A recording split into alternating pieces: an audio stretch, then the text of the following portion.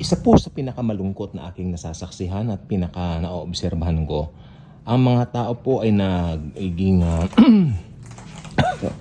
nagiging interested lamang sa mga bagay ng Diyos.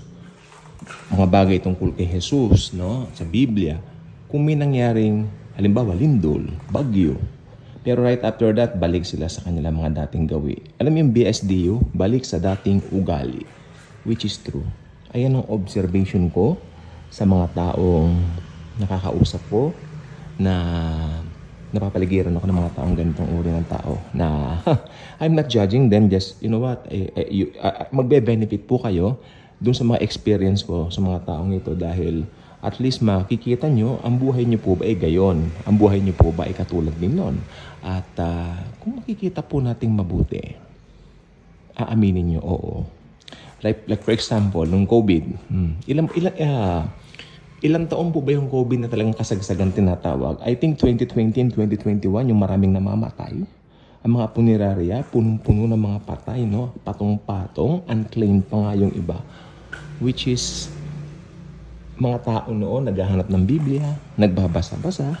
Nakakita nga ako dati ng post sa Facebook, sa Las Vegas, na ubos yung mga Biblia sa shelves. Do you remember that post from 2020? I also shared that at naubos sa mga Bibles. Why? Bakit sa mga ganong kapanahunan lamang ngayon naaalala ang Panginoon? It's so sad, right? Pero if you're a true believer of the Lord Jesus, kaya may ganon, kaya walang ganon, kaya normal, kaya hindi, Jesus focus ka. Si Jesus ang iyong priority.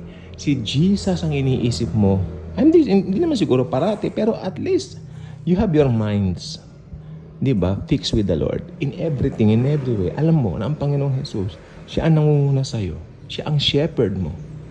Di ba? Siya ang leader mo. Lord, lead me. Di ba? Sa ganitong bagay. Yung mga tipong ganun ba? Pero ang mga taong makikita mong nagbasa ng Biblia noong 2020 and 2021 dahil sa matinding takot sa COVID, ngayon, BSDU, balik sa dating ugali. Binabasa pa ba nila yung mga biniling Biblia? I really don't think so. Siguro, good as new pa rin yung mga Bibles na yan. Pero lagi nilang hawak yan noong panahon ng mga, yes, maraming namamatay, natatakot sila. Ganyan po ba ang tingin natin sa Panginoon?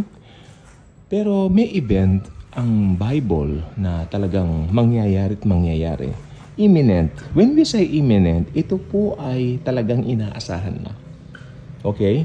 Imminent means it will happen anytime. Handa ka man kay hindi.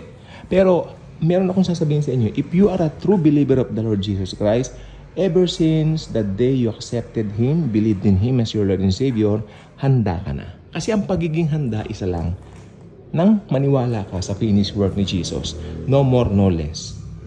Yung mga nagsasabi na naniniwala kay Jesus pero naniniwala sa bautismo para magligtas, sa mabubuting gawa para magligtas, well, maghanda po sila kasi hindi talaga sila nakahanda sa totoong gospel. Ang totoong gospel, walang iba kundi yung ginawa lang ng Panginoong Hesukristo sa krus ng Kalbaryo.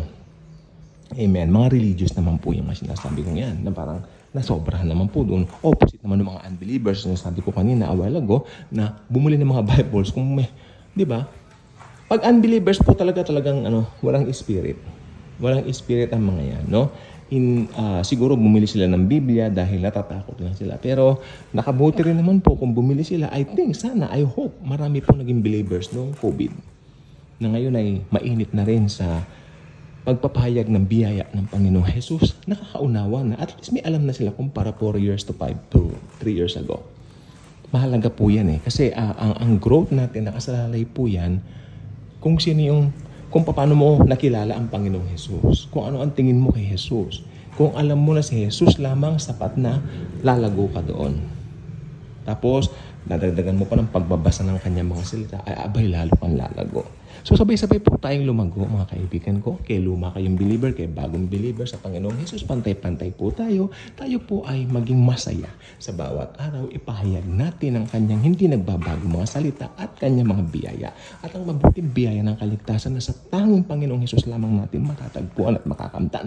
Kaya inaasahan po tayo ng Panginoong Jesus to share His good news. Okay, yun lang po. Bye-bye.